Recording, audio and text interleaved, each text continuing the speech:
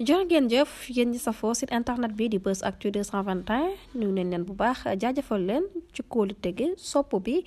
ak topp bi nga xamante ne rek yi nag ñu koy topp bu leen fàttee abonné di bës cloche de notification yi ngeen mën a am yeneen i info tey ci 10 heures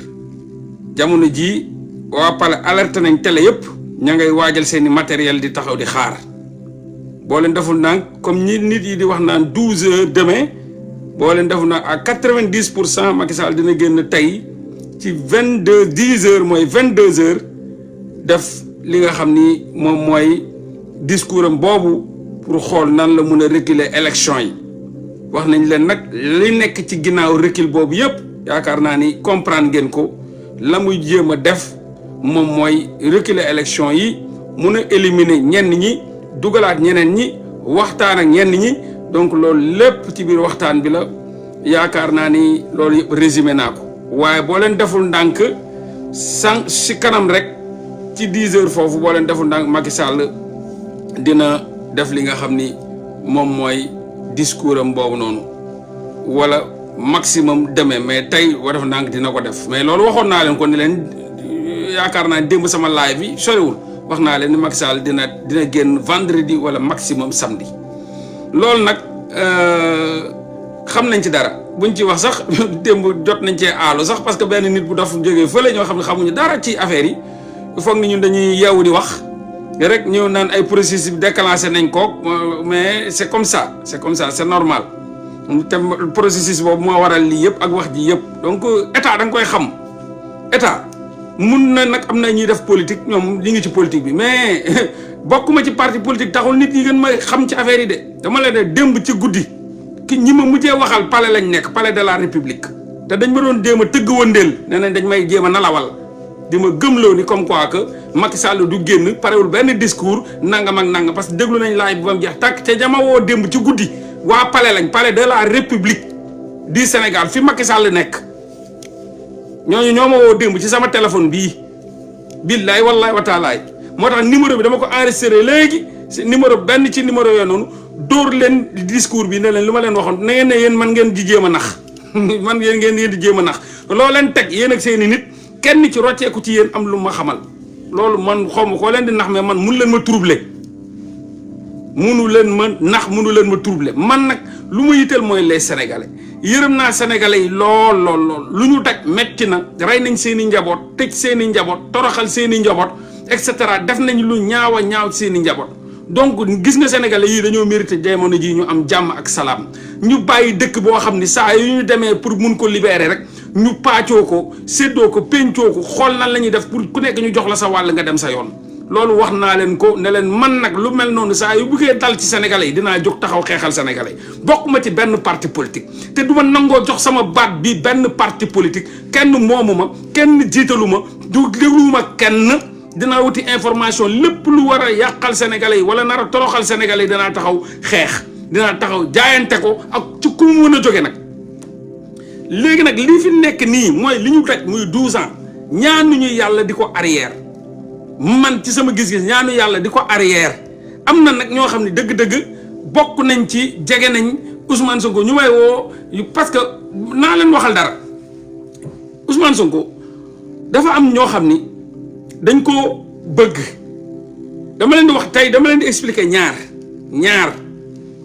dama bëgg ñu amante dëgg rek ñu waxante dëgg te yàlla tax te mbir yi dafa tàng ci suuf woo xam ni yéen bëri na li ngeen ci xamut mais tàng na daal jaxasoo na tamit jaxasoo na lool ci biir dafa am ñaar wàll dafa am benn wàll boo xam ne ñoom dañ ne nañ dem élection na Macky Sall organiser ay élection ñu dem élection ñu bàcc kii nga xam ni mooy Amadou Ba nangu affaire yi Diomaye Faye gagné 95% 75% nangam ak nangam am na ñoo xam ne ñoom loolu lañ gis am na ñeneen ñi gis ñi nga xam ni dañoo gis ni déglu leen bu baax nag ci waa Pastef ba léegi dañoo gis ni loolu yëpp tamit bu ñu Macky Sall mi ngi jéem a xool nu mu waxtaanee ak Ousmane Sonko pour mun a baatarawaat carte gi Ousmane Sonko mun a ñëwaat bokk na ci ay mbiram loolu moo tax muy yebal ci Ousmane Sonko moo tax gii loolu ma leen koy wax yàgg na gii génn démb ne yëg nañ seen yabal yi ngeen di yabal ci Ousmane Sonko waaye Ousmane Sonko du koy nangu du koy nangam ak nangam gii dafa nekk ci beneen côté bi mooy ñi nga xam ne ñoom nanguwuñu ni Ousmane Sonko amul lu muy négocier amul dara nañ dem élection ñu duma leen mu jeex. am benn côté boo xam ni ñoom dañoo jàpp ni bu ñu demee élection sax siisu Macky Sall bëgg a waxtaan ak Ousmane Sonko lànk ñu siisu mu tëgg wëndeel bagage yi jaay forcé def hold up électoral génne armée bi comme lu muy fas yéene ne ba may négocier ak Sonko mu assuré ma samay derrière bu ma nangul assuré samay derrière ñu may forcer élection nañ dem ci élection yi ma jaay leen bandi ma ñëw def hold up électoral du ay mbir taxaw génne sama armée taxaw jaay leen prek donc am na ñi nga xam ne ñi ngi ci Sonko sax ñoom gis nañ ni waa ji tam waajal na ñaari côté yëpp mooy maanaam kaa leen dem négocier ma bàyyi leen réew mi ci jàmm indi Karim Wade indi Sonko libéré ko mu génn ci kaso bi ñu waxtaan seen biir ku gañe ngeen may ma jàmm ma protéger sama njaboot ma dem fu ma neex ngeen bañ maa toppee dara non pas de cour pénal international pas de rien loolu ci discussion wu Macky Sall la pour Sonko nangul ko loolu wala au cas où ñu koy jaay sañ-sañ ne ko non élection mu ne ok kaa leen dem élection ñu rayante fa man a yéen rek ma jox leen bakkan ngeen jox ma bakkan ñu xool bu ñu demee tëgg wëndeel affaire ya génn ne dañ koo sàcc conseil constitutionnel bi nga xam ne dañ naan corrompu la ñu génn ne Amadou Ba gagné na bu boobaa xeex ba ak nu mu yàgg tant que jógewuñ fi ñooy toog maanaam bu ñu xeexee ñaari côté yëpp laa leen di wax bu ñu xeexee ak ñoom ñu génne armée ba rayanteeg nit ya tamit bu boobaa ñoom bu conseil constitutionnel lu mu wax même bu dee 10 jours la ñu xeex 20 jours 30 jours 1 mois bu jeexee ba saa yu dalee dañuy ñëw teg ki nga xam ni moom la ñu wax ni conseil constitutionnel moo gagné te kooku moo fiy toog sinon armée bi rek moo ko mën a jël. je sais pas xam boo am déggee ma ñaari plan yëpp laa leen di wax li nga xam ne moom moo am pour peuple bi liy nar a dal ci kaw peuple bi jóg waajal. maanaam bu négociation amul ñoom dañoo pare pour hold up mbir yi hold up jaay bandi génn armée bi taxaw teg ay sañ-sañ génn char de combat yi raag ak population bi bu population delloo ci kër yi ñu tëj leen ci biir kër yi bu après conseil constitutionnel day ñëwaat mun a teg boobu président boobu ñu ne wax ni ñoom ñoo ko fi teg maanaam Macky Sall daf ne soit mu reculer élection yi toog ak gars yi négocier ak ñoom ñu assurer ko derrière am bañ ko toppee dara pas de CPI pas topp njabootam mu bàyyi leen ñu def élection ci jàmm mu dem yoonam wala au cas où ñu koy teg sañ-sañ mu jaay leen bandi ne leen kaa la ñu dem ma hold up électoral foqati mbir mi teg ci sama loxo jaayanteeg yéen jox leen sama bakkan parce que du ma leen bàyyi sama njaboot ngeen sànk leen du ma fi jógee bàyyi fi sama njaboot ngeen sànk leen donc loolu bu demoon ba tàng armée bi moo koy nangu boobaa Sonko du ko am Diomaye du ko am Macky Sall du ko am donc loolu lépp mi ngi li nga xam ni mi ngi dox ci tànku sénégalais mi ngi dox ci tànku sénégalais man sénégalais nag ñoo ma ñor sénégalais ñoo ma woon ñi ngi dox ci tànku sénégalais pour sénégalais xam ni am na danger yuy dox ci seen tànk maanaam ni ñu foogee ni mbir mi noonu la yombeewul noonu ni ñu foogee ni mbir mi dem la tarax pare que ñëw dóor te yombeewul noonu am na ay danger yi nekk ci biir léegi nag côté boobu ci côté Pastef ñaari xel yooyu ñoo fa nekk am na ñoo xam ne ñi ngi xalaat naan mais pourquoi pas Sonko mënul waxtaan ak waa ji téye fu dëgër xool ñu def ay élection libre démocratique comme ñu waxoon Sonko mooy gagné réew mi Sonko ñëw gagné ko ci jàmm ak salaam jël réew mi wala day teg parce que Sonko bu ñu demee di waxtaan ak moom lu mu leen wax leer na nañ à part ay nitu Ousmane Macky Sall amul keneen kuy gis Ousmane Sonko amul keneen à part ay jabaram ak ay avocat am amul doomu aadama buy teg bët Ousmane Sonko jamono ji du partem du kenn donc encore une fois loolu loo xam ne la il faut que sénégalais yi décider loolu décision sénégalais yi la il faut que sénégalais yi décider il faut que sénégalais yi encore une fois décider ci lii ñu bëgg li nga xam ne moom lañ décider ñu xool teg ci seen tànk maanaam jaayante ko soit dafa bëgg a reculer ñu taxaw ne dañuy xeex soit dafa bëgg a reculer pour mun a négocier ñu ne kon nañ ko doxalee nii nañ dem négocier soit parce que il faut ñu choisir parce que am na ñoo xam ne ñu ngi fii waaw bu ko reculer suba duñ génn am na attention Sénégal ñun dañoo bëri ay waxata de dañoo bëri tamit ay soob man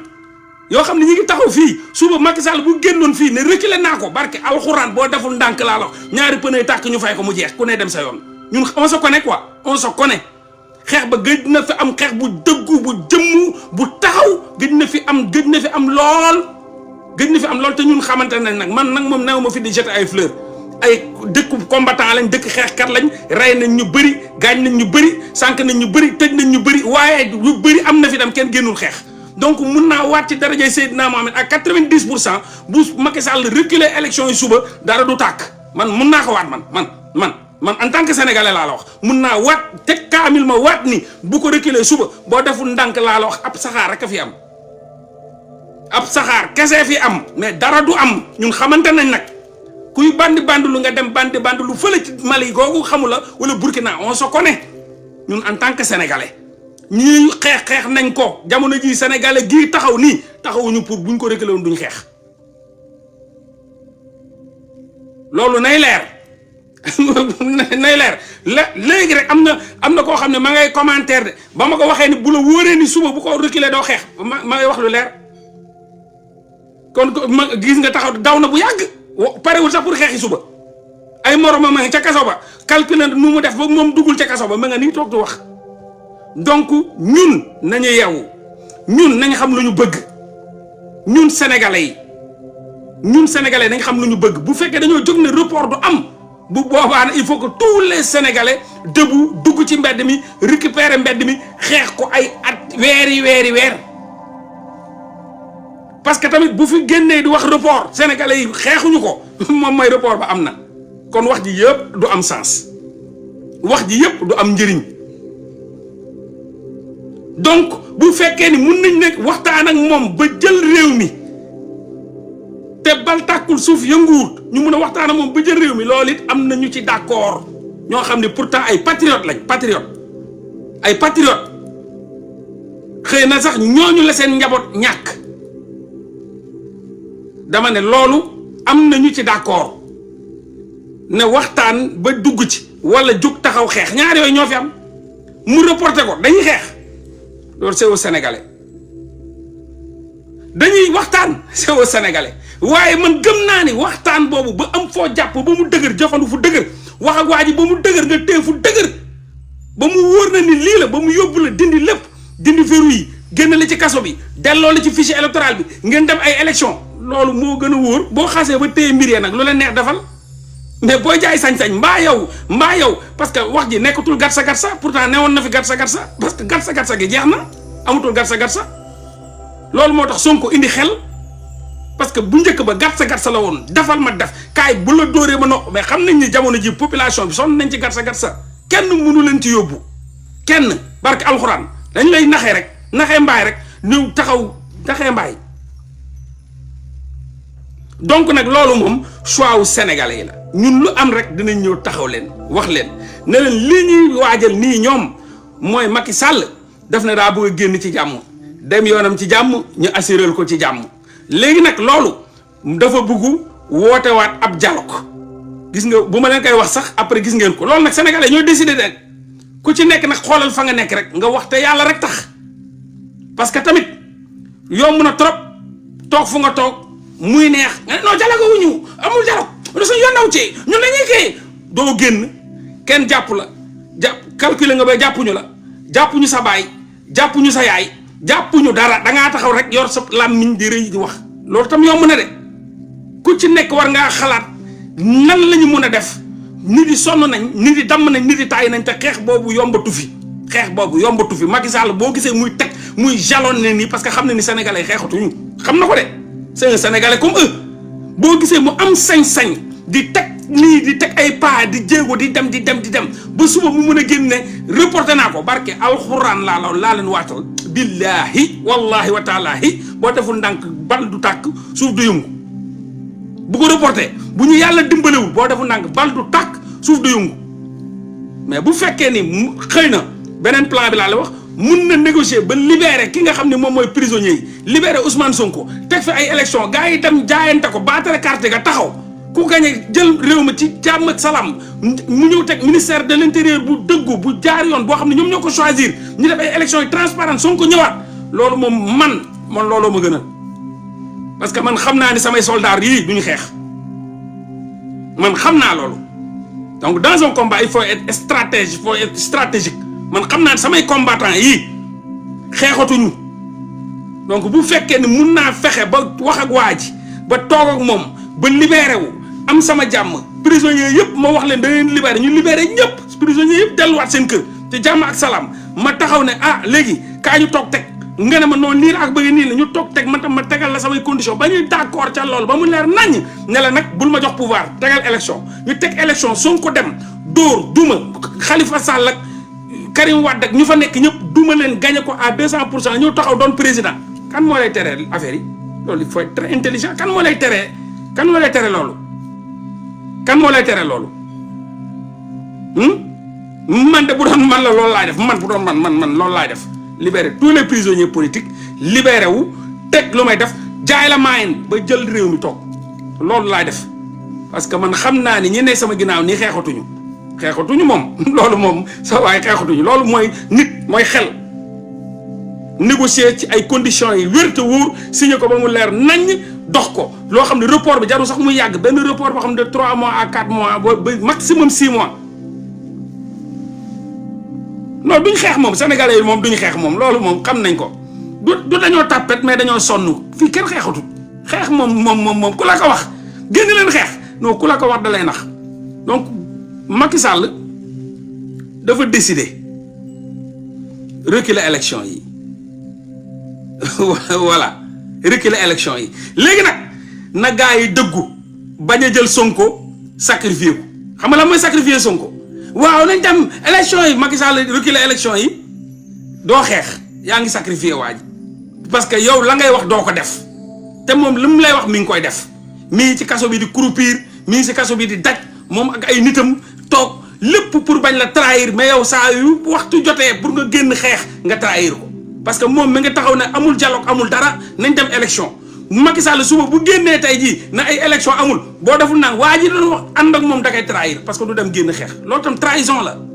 nañ ko waxte dee trahison la tey Cheikh Gueye bii il est prêt à trahir mag Ousmane Sonko parce que moom fu mu ne lu mu gëw yëpp gémmiñ rek lay waxee nañ dem xeex barke alxuraan du xeex nañ wax fan la dëkk billaahi mun nañ fa taxaw du xeex du génn du xeex du ko jaayante donc loolu dafa bokk ci trahison parce que waa ji mi ngi ci kaso bi bu sa bàyyi na woon ci kaso bi ñu xool nan la ñu mën a def pour mënoo génn mun a jël pouvoir bi yow mii sa bopp di nga xool naneen nu ngay waxee mais comme yow fu ne sa bàyyi duggul kaso sa ndey newul ci kaso ba nga toog di dox say soxla loolu yow wóor na ni tey bu suba bu Macky Sall arrière élection yi doo xeex loolu moo am na léegi nag am na ñu ne pas de rapport am na ñu ne report non pas de report waa léegi loolu moom suba Macky Sall dina ko leeral ñi wax ni pas de report mbaa pare nañ pour génn xeex bu Macky Sall di reporté ana ñu wax ni pas de report lan la ñu yor ñoom lan la ñu yor loo xam ne bu Macky Sall waxee suba pas de report moom la ñuy génne léegi loolu ñu def sondage ana ñu wax ni pas de report lan la ñu pare kon bu suba Macky Sall waxee report lu ñu pare pour def lan la ñu pare yan lañ yor yan ay armement lañ yor yan lan lañ préparé ñoom dama leen di poser question.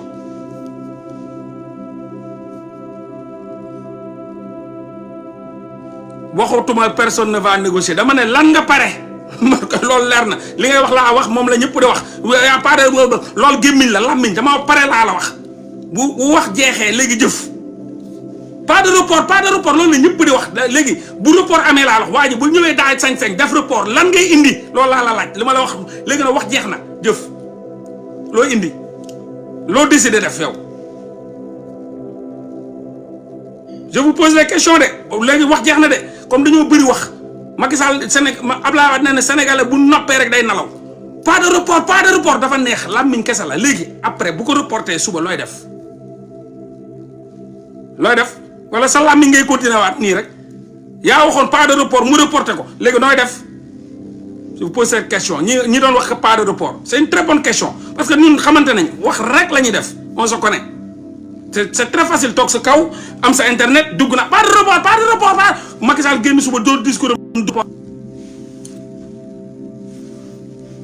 bu ma ko laajee ba léegi jotuguma réponse de sincèrement bu ma laajee ba léegi yow bu suba bu defoon report bu ko reporté suba nooy def ba léegi gisaguma réponse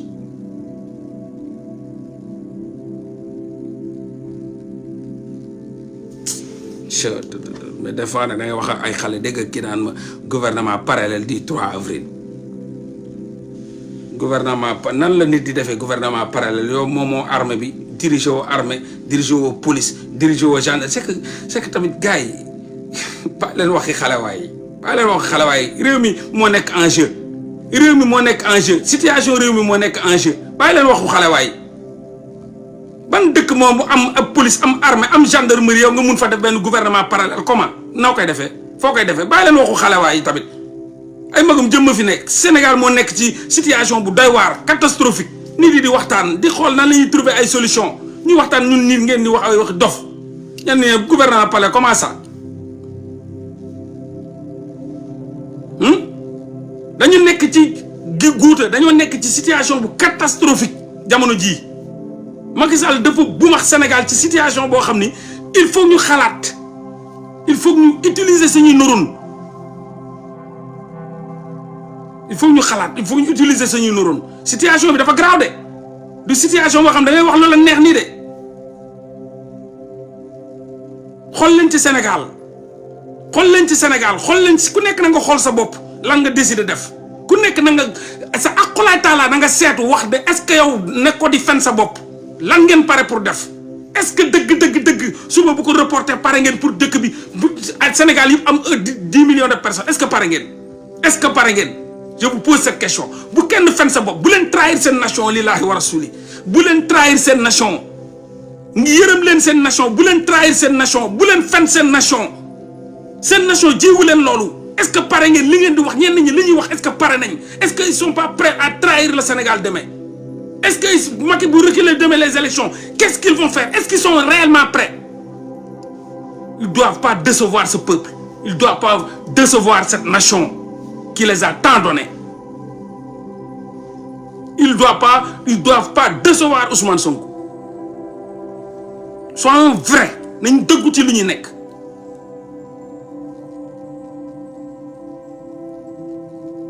parce que Macky amul droit reculer élection yi amul ci benn droit amul lenn lu fi am lu war a tax Macky reculer élection yi amul droit reculer ko on parle pas de ça on parle de bu ko reculer ci jaayum doole ak sañ-sañ comme nu ma leen ko waxee crise institutionnelle bu ma leen koy wax kañ la li fi am yépp wax naa leen ko gars yi barke alxuraan man sama jaan wàcc na ci yéen de lépp loo xam ni bu siwee adduna di ko wax Sénégal di ko wax maa ngi njëkk a ñëw wax leen ko luy am mooy tax may taal samay live parce que dama koy jot à 200% di leen ko jox sur le champ ñi weddi dañuy dabe rek dañuy nekk ci ginnaaw mais dañuy ñëw ñu weddi bu ma leen di wax crise Macky Sall dafa bëgg a génn di wax ay wax crise institutionnelle tur boobu bu ma leen koy wax amul kenn ku nekk Sénégal ku wax ni gars yi alibi bu ñu bëgg a dugal mooy crise institutionnelle loolu man mii maa leen ko wax bu dul dëgg ne la ma dangay fen bu dul ci ñëpp man mii ngeen déggee live bi ba après ngeen dugg partout dafa dégg ay crise institutionnelle man mii maa taxaw ne gars yi seen lay mooy crise institutionnelle bu ma leen koy wax kañ la gars yi wuy leen ma bu ma leen koy wax kañ la donc man lépp luy dal ci askan yi danaa wax leen jóg leen taxaw waajal leen seen bopp c'est à vous de décider man décision bi yoruma ko benn doomu aadama laa ci 18 millions de sénégalais lépp luy dal seen kaw dinaa ñëw ne leen ña ngay waajal lii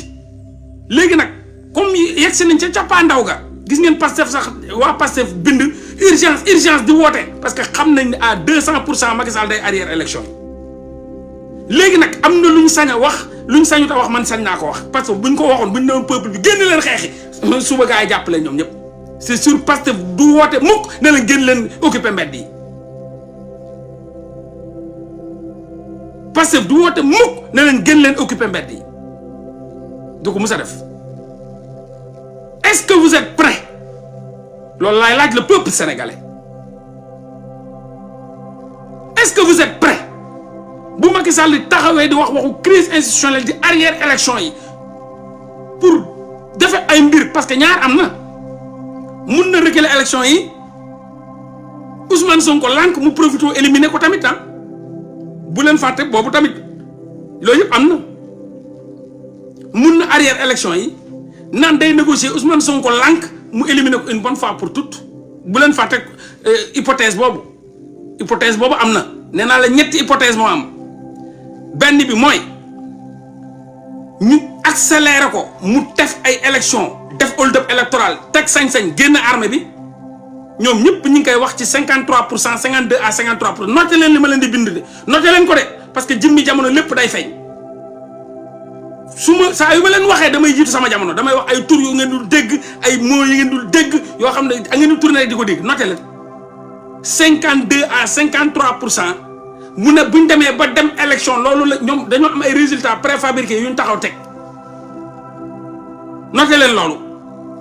ak Diomaye ak keneen dañoo pare seen résultat comme ni ñu defee nii lu ñu paree lépp résultat préfabriqué de 52 à 53% comme ni ñu ko defee woon en 2019 la ñu fas yéene ci élection yi ak lépp lu ñu leen mën a duma di génn ci télé yi taxaw ne ñoom ñoo gagné 52 53%.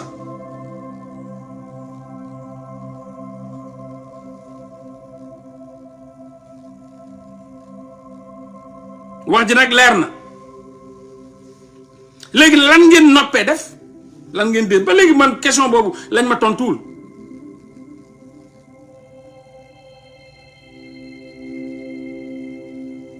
donc loolu am na contexte boobu ñu am na. deuxième contexte mooy reculer élection négocier troisième contexte mooy sénégalais yi ne ay élection moo fi am ou bien dara kenn du fi jiite kenn dootuñu jiite loolu ñett yooyu la. troisième hypothèse mooy sénégalais yi jóg taxaw laa la wax de sénégalais yi jóg taxaw waxuma sénégalais yi toog di wax de sénégalais yi jóg taxaw jàmmaarloog ñoom ne leen élection daf fii am wala kenn du ñu jiite ñett yëpp hypothèse yaa ngi noonu ku ci nekk yaa xool lan moo dama ne Macky Sall pousse gars yi ci élection sàcc mbir ya jaay doole génne armée ba 2 moom mooy reculer affaire ya discuter négocier 3 mooy sénégalais yi taxaw jóg bàyyi wax ji noppi taxaw jëmmal seen bopp jàmmaarloog ñoom na ay élection daf fi am ñett yooyu yëpp laa wax de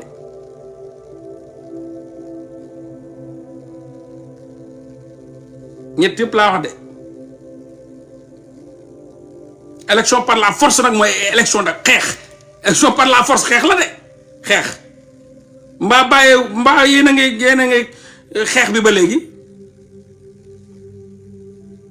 mbaa pare ngeen pour xeex bi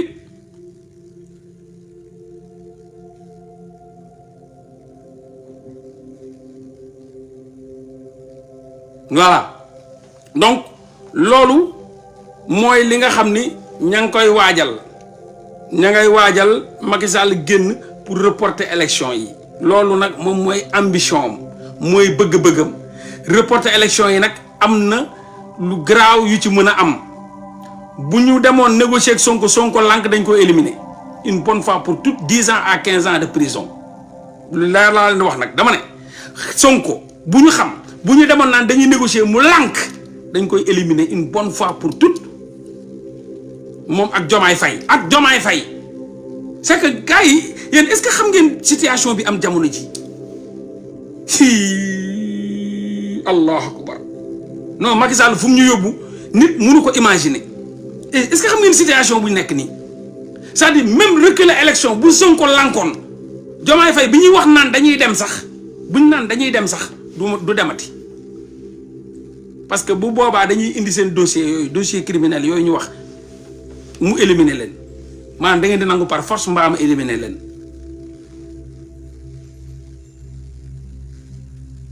donc lépp ay danger mi ngi ci bu reculer élection yi di wax négociation loolu lay indiwaat rek ku gedd sa yaaya aye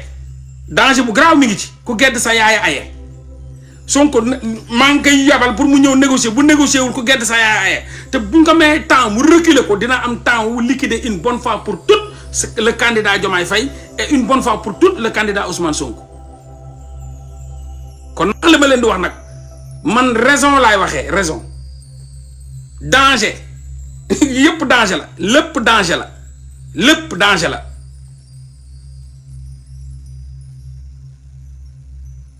lépp danger la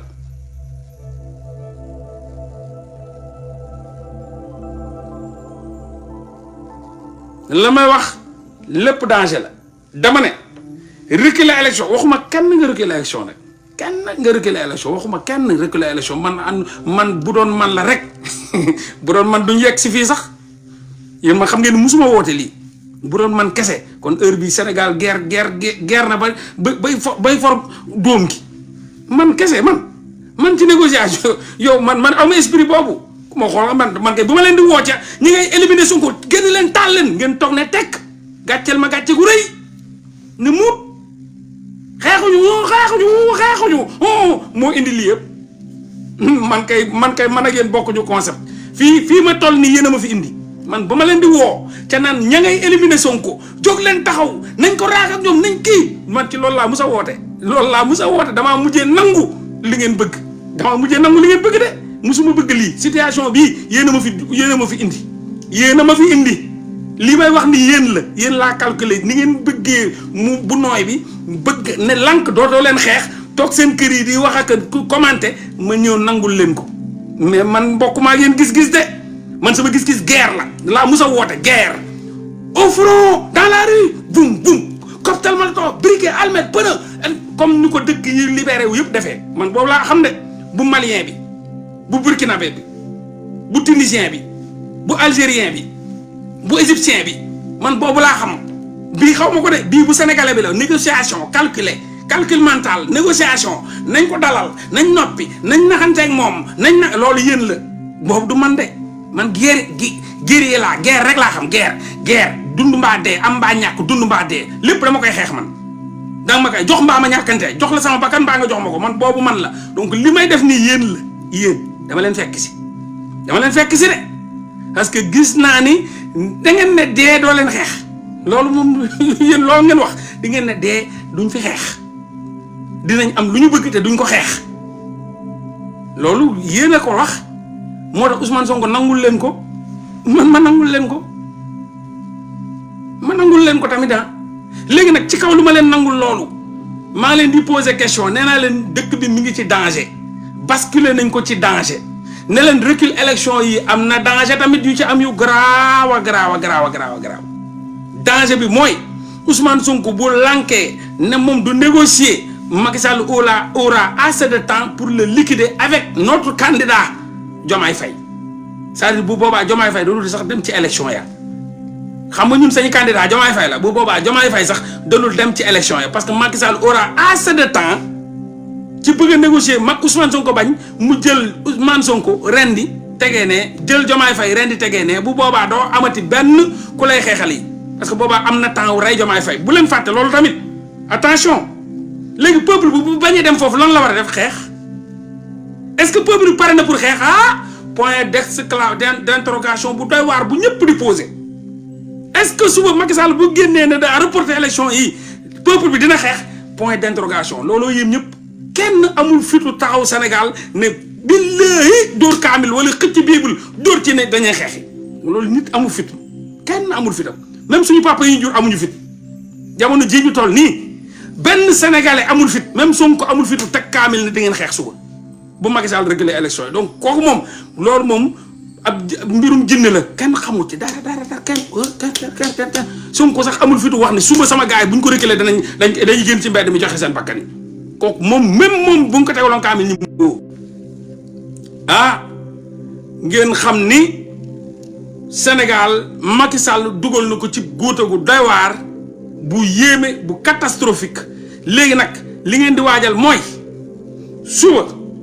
boo leen déggee recul des élections man mooy Sénégalais yëpp dañoo war a génn ñëpp laa wax nag ñëpp dañoo war a génn xeex ñëpp dañoo war a génn ci xeex waaw coalition Diomaye Faye kay dinañ génn def li ma leen di wax nii rek la ñuy wax de ñoom it dañoo gis Ousmane Macky Sall feeñu ñu wax leen lu ma leen di wax lañ leen di wax dem leen déglu yi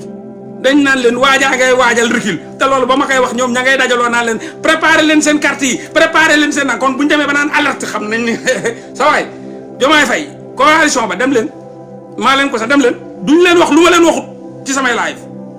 ba ma koy wax ñoom ña ngay toog naan leen ana carte ya daas leen fanaanal leen préparé leen maanaam leen waajal leen gaa yaa ngi reculé ñi ngay nangam boobu xoolal doo leen fa déglu lenn lu ma leen waxul ñoom pare wuñu woon lii sax alerte ba woowuñu leen woon urgence parce que ñoom pour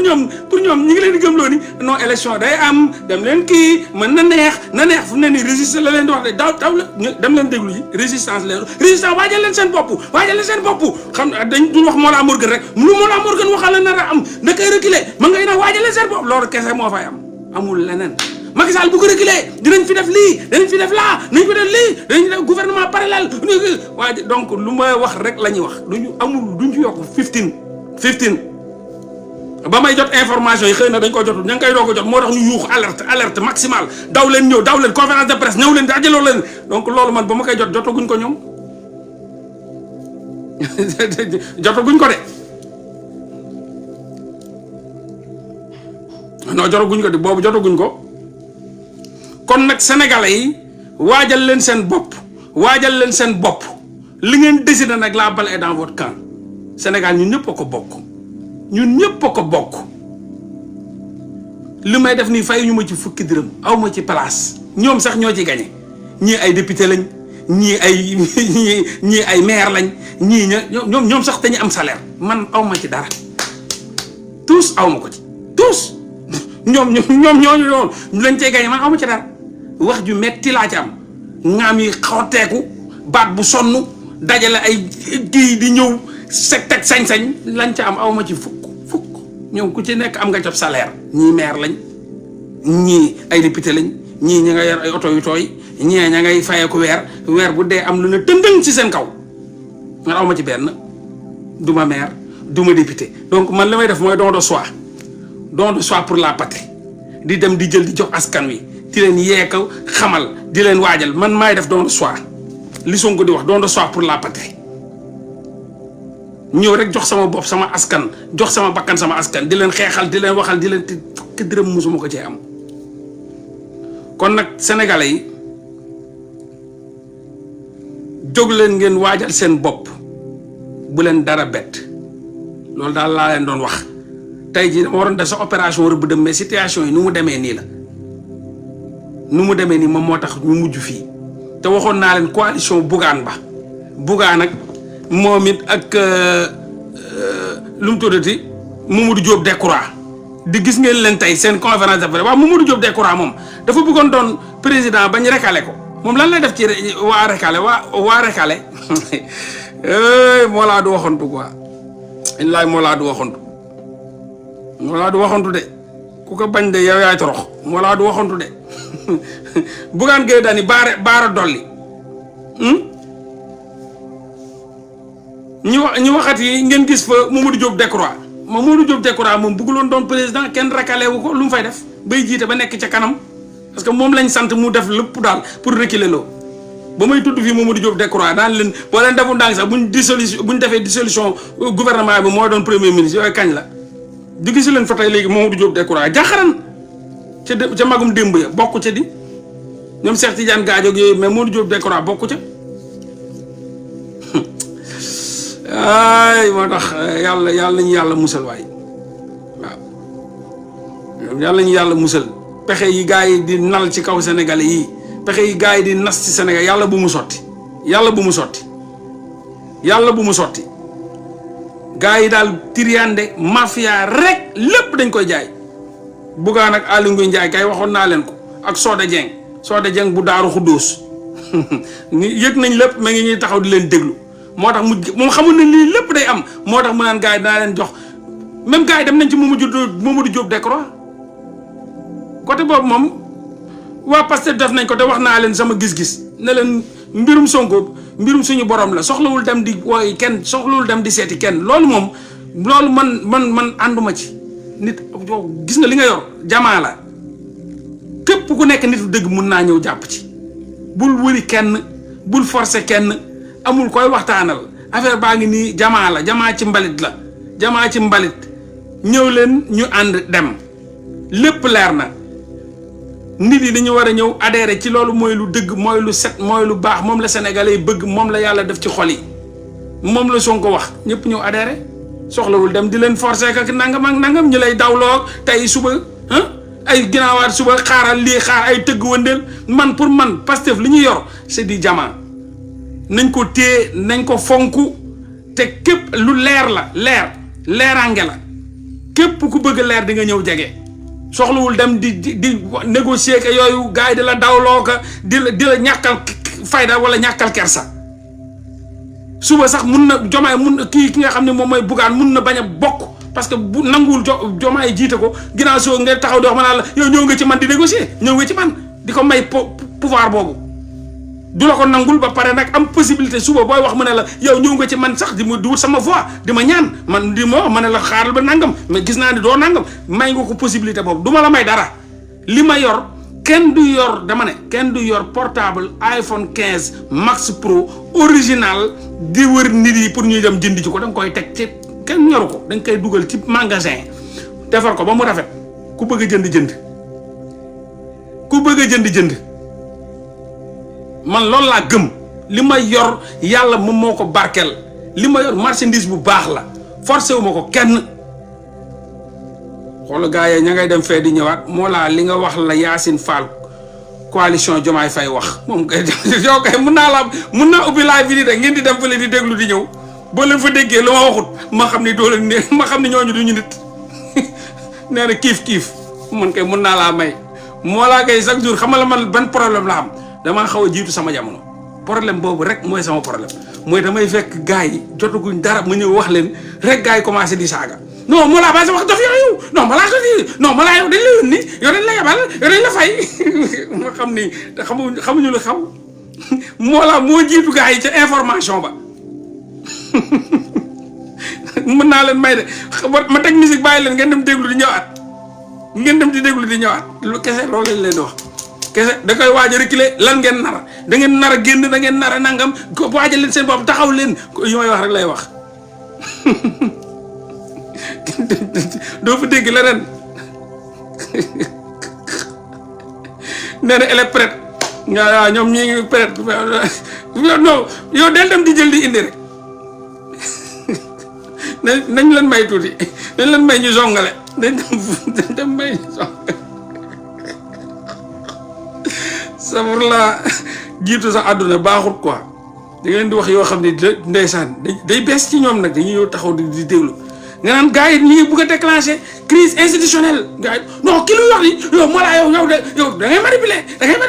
moo tax booy bi waxoon démb damay manipuler damaa ñëw xool gii yëm li ma wax yëpp Pape Alé Niang wax même chose ma dagg ñu daggal ma ko indil ma ko lu gii wax ma dóor ko booy bi est-ce que deewut ba léegi tontuwuma est-ce que deewut booy boobu newoon ci laay bi ba ma saako ko tam na wax naa ay non arrêtez manipulation boole ko ma ko de mais dama ko dóor yoo xam ne Pape Alé ñu wax même chose ne waa ji day waajal reculer expliquer gars yi daggal ma ko ma partagé ko mu ñëwaat Guy Marius Sagna wax li may wax ma daggal ko ku wax ma daggal ko ne ko waa booy alors di ngeen di boo leen moytuwul moolaa ci duul rek ngeen di dëkk duul di diwoo boo leen moytuwul moolaa mii ak ay information di ngeen yàgg ci duul diwoo de weddi boo koy weddi di duul di diwoo xamul leen ni yàllaa ko yónni bokk ci benn parti politique du Pastef du APR du LDMPT moolaa parti yàlla ji la ne yàlla kun fayakun parti kun fayakun gi xaq bil xaq dëgg sa right all right mooy sama parti politique dëgg sa right all right kaay wax fi tey mu leer na mel ni jant ak weer balaa ñu la fi weer dëgg sa right all right mooy sama parti politique moom kay damay wax nga ne ma dof la wala nga ne waaye kii moom waxati na de yow bàyyil nangam après da ngay dugg ci Pape Alé mu wax la moo laa wax nga dem ci Guy mu wax la moo laa wax nga dem ci El Malick mu wax la moo laa wax foo dugg ñu wax la moo laa wax nga rus nag moo tax bu ma la fekkee foofu man du ma bàyyi dama nee naa la sa néew laa lay fekk moo tax booy bi ba may wax ba léegi boolake ma ko ba léegi tontuwul dama ko fëgg dem leen ci live ba ngeen xool waaja mu nga ca kaw ba muy wax naan moo la arrêté manipulation ba ma saago ko lépp dama ko fëgg ba muy waaj ba léegi ñëwagul ba léegi gisuma ko dee na raat xaw ma est-ce que pas da leen xool foofu ba xam ay mbokkam suuluñu ko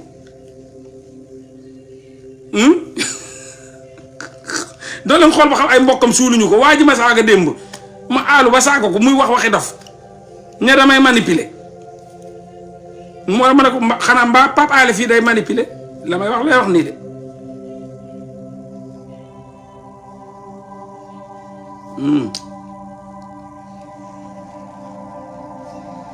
waaw léegi nag gars yi kontaan naa ci yéen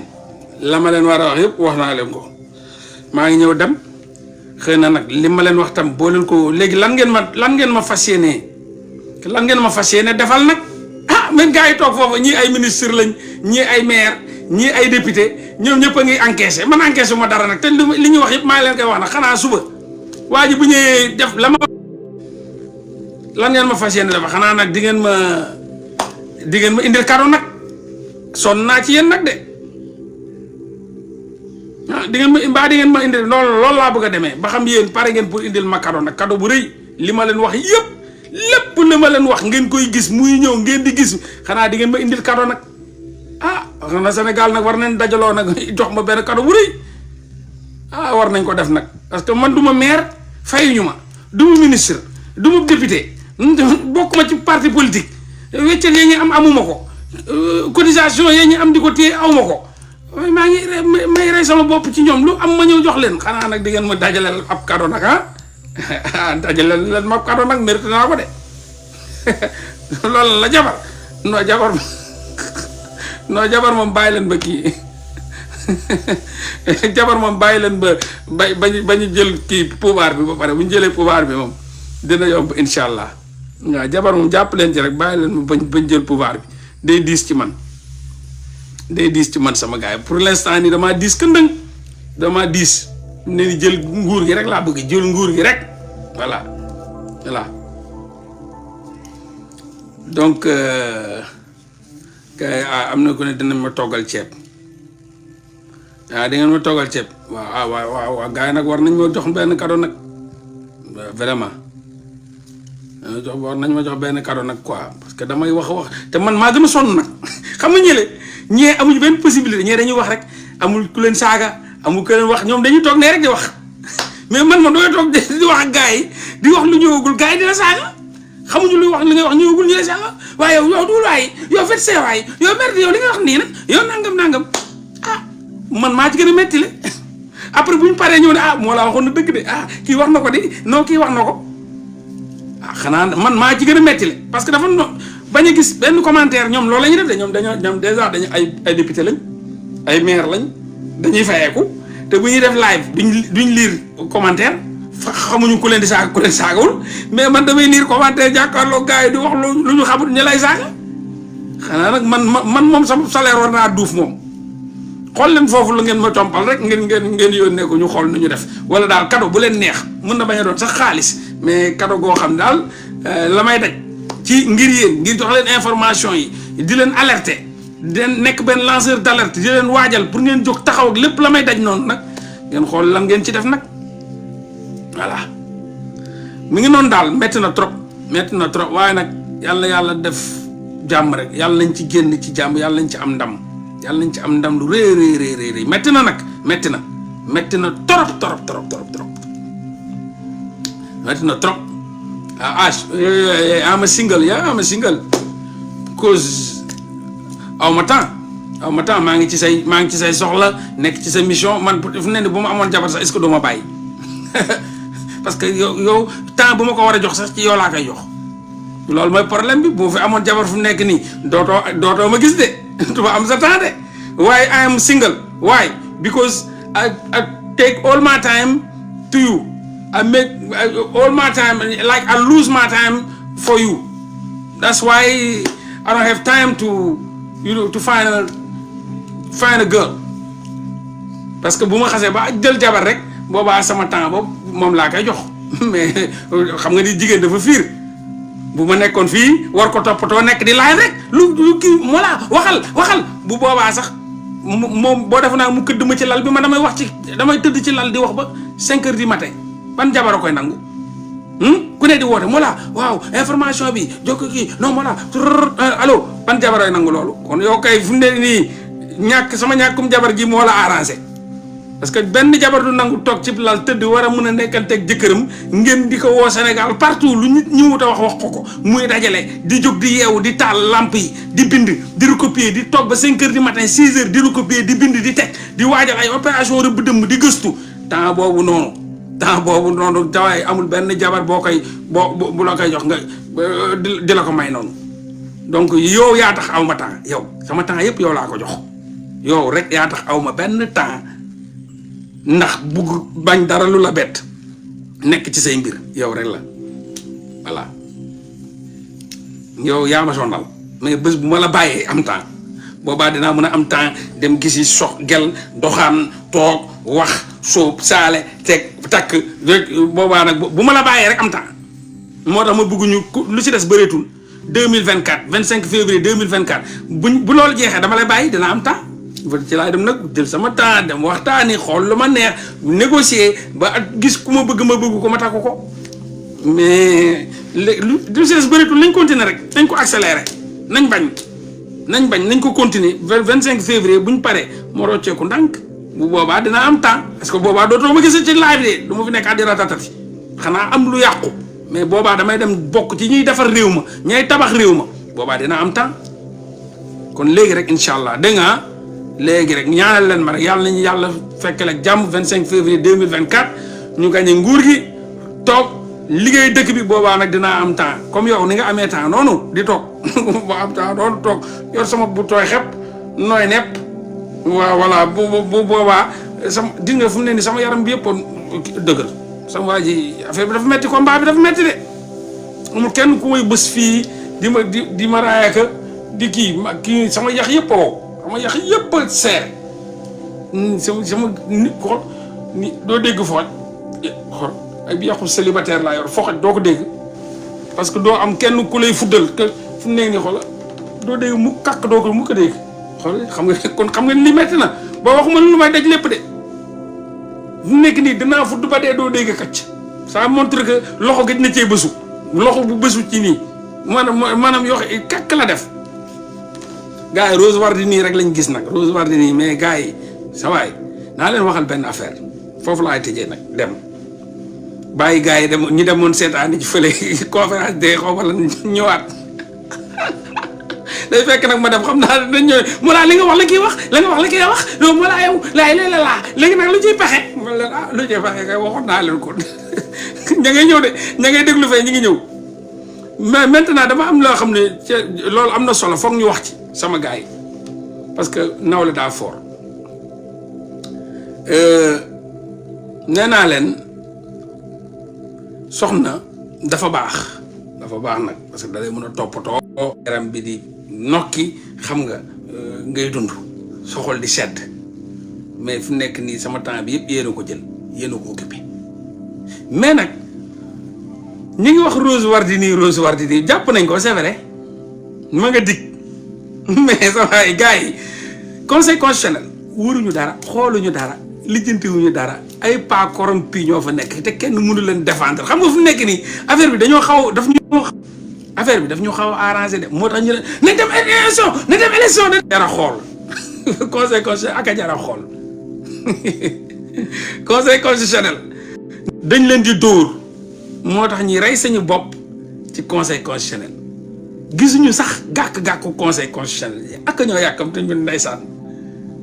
gëm nañu daal dañuy dem rek fëgg leen dóor leen toog ak conseil constitutionnel bi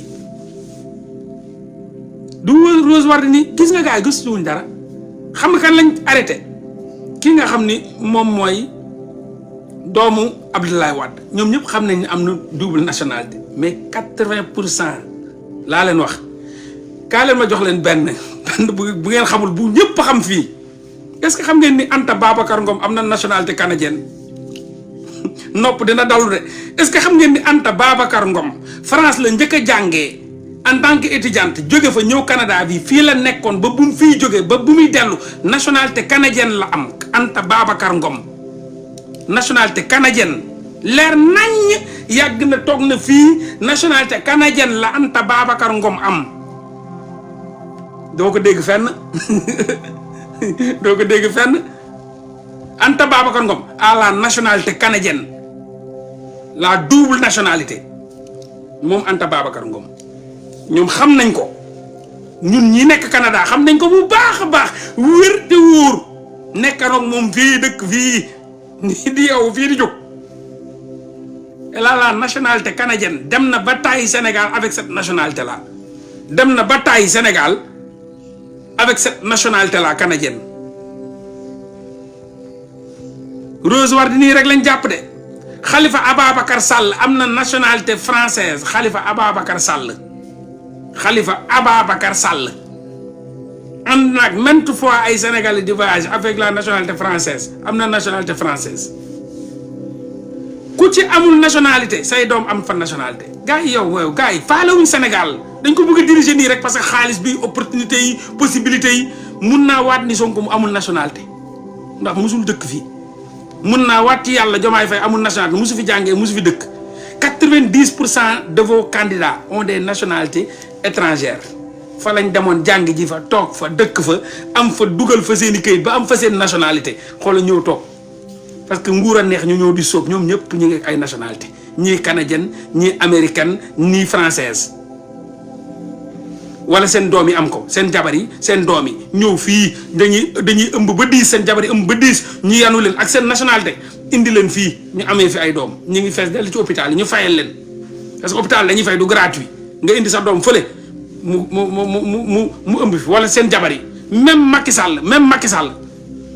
dëkk na Amérique. Madame Faye Sall am na nationalité américaine ci nationalité américaine la indi woon Macky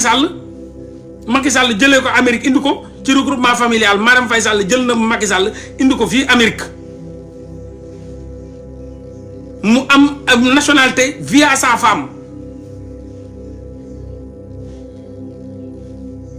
te am na ñu ne sax même am na nationalité française parce que jàngee na fa ñu ci 90% ba ci Amadou Ba am na nationalité française soit ñoom soit seeni jabar soit seeni doom gars yi gëmuñu Sénégal dañoo gis opportunité la ñu bëgg ko exploiter ñëw toog nguuru lekk xaalis ba jiite di def lu leen neex te loolu kese la amuñu benn ambition ñoom ñëpp ñi ay nationalité européenne ak américaine barke alxuraan seen doom yi sax boo xoolee juddoowuñ Sénégal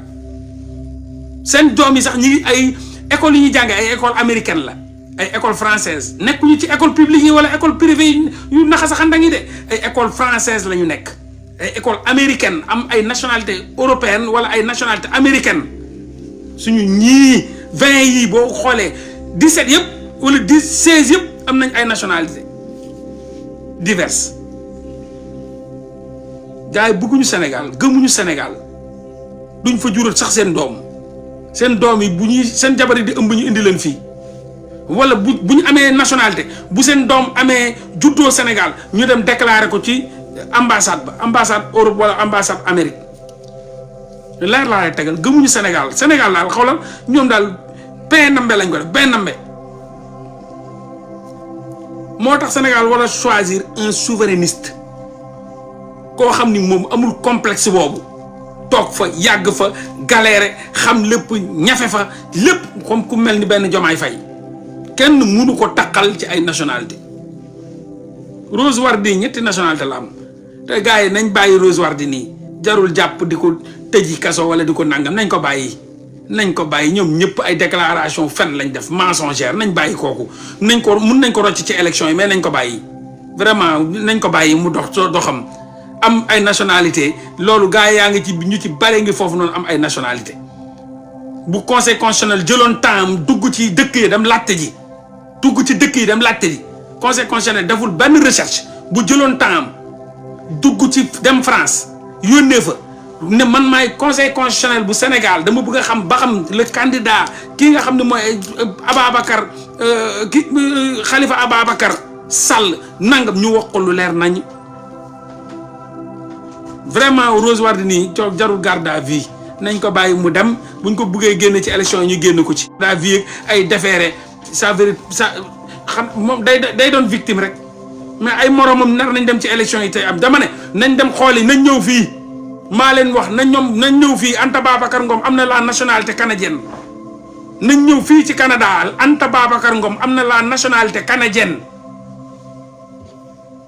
yu ci bari ci ñoom ñi ay nationalité làq ko fële dafa jar a jàppaate non nañ ko bàyyi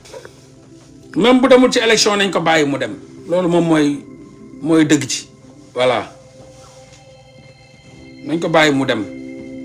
ci génn maanaam nañ ko libéré quoi nañ ko libéré ñoom ñëpp kenn gëmu ci Sénégal moo war a libéré wu wut benn nit boo xam ne un souverainiste nit bu bëgg réew mi nit bu réew mi jaral lu ne nit boo xam ne du ay politicien nit c'est que Sénégal moo war a tàqaloog politicien la Sénégal wala bàyyi xam nga politicien mooy ñoo xam ne kos karawaat di wër di duul di dajale rek di wër di duul di dajale ay 16 yooyu gis nga politiciens yooyu la gars yi war a bàyyi